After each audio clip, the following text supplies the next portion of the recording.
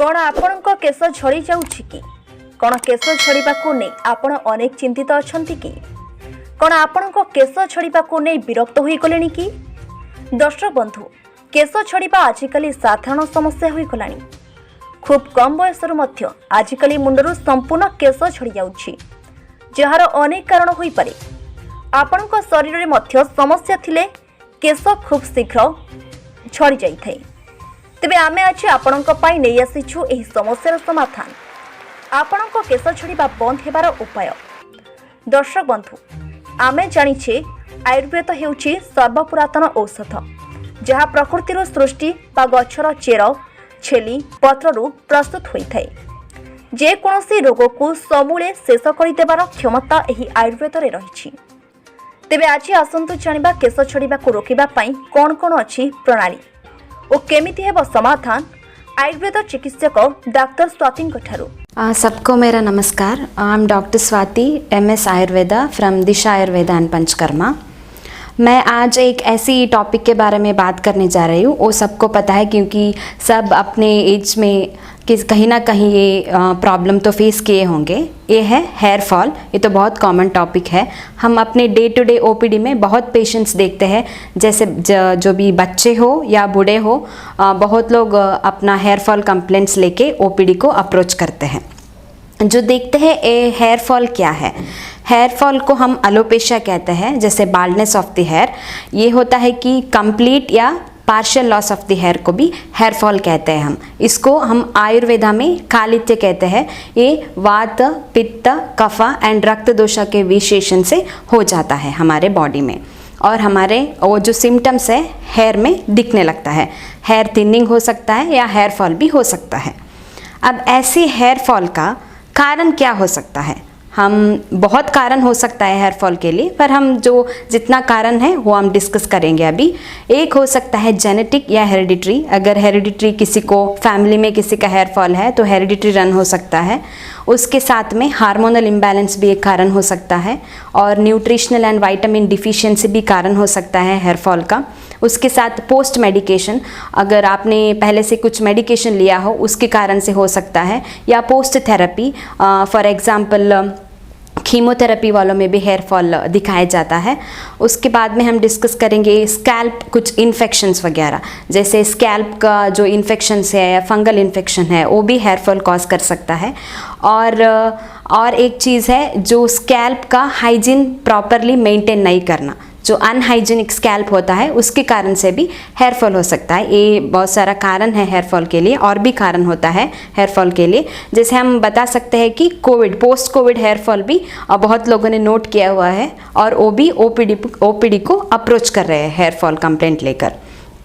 अभी जो ये सब कारण हुआ, अभी सिम्टम्स क्या है हेयर फॉल का? हेयर फॉल का सिम्टम्स मतलब हेयर फॉल ही एक सिम्टम्स है हेयर फॉल का। जैसे मैंने बताया पार्शियल और कंप्लीट लॉस ऑफ हेयर, उसके साथ थिनिंग ऑफ द हेयर।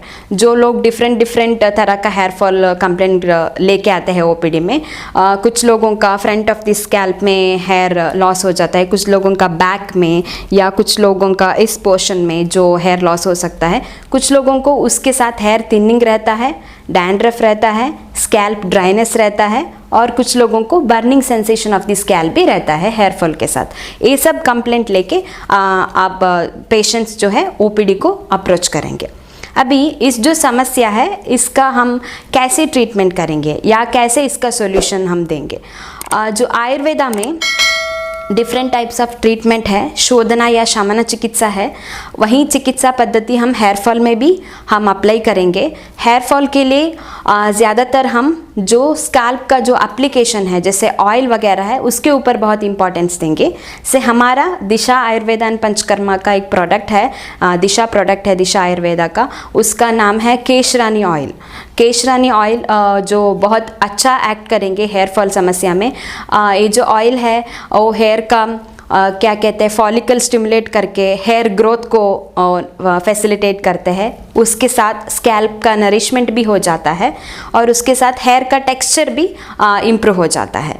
और उसके साथ बहुत ऑयल है, जैसे भृंगामलकी तैलम, त्रिफलादि केर तैलम, महाभृंगराज तैलम, जैसे बहुत ऑयल है जो स्काल्प को अच्छे नरिशमेंट कर सकते हैं और अच्छे हेयर ग्रोथ को इस ऑयल दे सकते हैं। उसके साथ इंटरनली अभी हम जो स्काल्प के लिए बताए हैं, इंटरनली क्या मेडिसिन देंगे हम वो भी हम बताते हैं।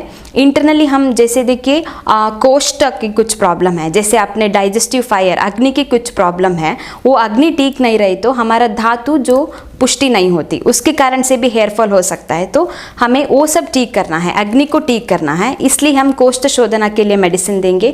जो हम कह सकते हैं अभिपतिकर दे सकते हैं, हम अभिपतिकर चूर्णम या त्रिफला चूर्णम दे सकते हैं।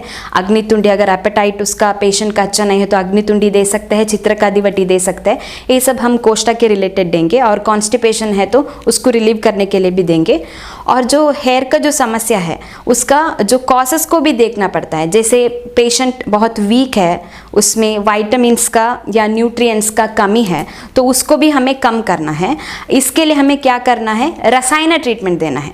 जो हेयर ग्रोथ के लिए मेन है जो बॉडी में, वो है अस्थि धातु। अस्थि धातु या रसक्षय है बॉडी में, अस्थि धातु ठीक से वृद्धि नहीं हो रहा है, प्रॉपर उसका अस्थि धातु पोषण नहीं हो रहा है, तो हेयर फॉल ज़्यादातर दिख सकता है पेशेंट में। तो उन पेशेंटों में हम रसायन ट्रीटमेंट दे सकते हैं, जैसे आमल की रसायनम दे सकते हैं, च्यवनप्राश रसायनम दे सकते हैं, नारसिम्ह रसायनम भी दे सकते हैं। और ज़्यादातर जो है, जो पेशेंट डैंड्रफ के साथ आते हैं, स्कैल्प ड्राइनेस के साथ आते हैं, कुछ बर्निंग सेंसेशन के साथ आते हैं, उन लोगों का ट्रीटमेंट हम सिम्टोमेटिकली देंगे। जिस पेशेंट को क्या कंप्लेंट है वो ट्रीटमेंट भी करेंगे उसके साथ। और जो होम रेमेडीज़ हम क्या क्या बोल सकते हैं हेयर फॉल के बारे में, अगर हम हेयर फॉल देखें तो बहुत लोग हेयर स्कैल्प का अच्छा हाइजीन मेंटेन नहीं करते। कुछ लोगों का स्कैल्प में उसका प्रॉपर वॉश ना करने की वजह से भी डैंड्रफ हो जाता है, या स्कैल्प में स्वेट ज़्यादा होने के या सीबम सिक्रेशन ज़्यादा होने की वजह से, उसका प्रॉपर ना वॉश करने की वजह से भी हेयर फॉल हो सकता है। उन लोगों को स्कैल्प हाइजीन का मेंटेन करना बहुत इंपॉर्टेंट है। उसके साथ जो लोग हैं उसका स्कैल्प या हेयर बहुत ड्राई होके गिर जाता है, उसका वजह है जो ठीक से ऑयल अप्लाई नहीं करना। जिन लोगों को हम ऑयल एप्लीकेशन के लिए भी सजेस्ट करते हैं, ये भी एक टिप है कि अच्छे से ऑयल अप्लाई या ऑयल मसाज करना चाहिए बाल को या स्कैल्प को। उसके साथ अच्छे से पानी पी लेना चाहिए। कॉन्स्टिपेशन से हमें मुक्ति पाने के लिए जो कॉन्स्टिपेशन का मेडिसिन है वो भी लेने चाहिए। अपना स्टमक इंटेस्टाइन ठीक रहना चाहिए, क्योंकि डाइजेस्टिव फायर ठीक रहना चाहिए। और इम्यूनिटी के लिए भी आप आंवला यूज़ कर सकते हैं, आप त्रिफला यूज़ कर सकते हैं, या टर्मरिक, नीम, कुछ भी है। जो एलोवेरा है वो भी हेयर ग्रोथ के लिए बहुत इंपॉर्टेंट है, वो अपने डे टू डे लाइफ में आप यूज़ कर सकते हैं। जो ये आज का हेयर फॉल का टॉपिक है, इतना इन्फॉर्मेशन हमने दिया है। और नेक्स्ट वीडियो में अगले डिसीज़ के बारे में हम डिस्कस करेंगे। तब तक के लिए धन्यवाद।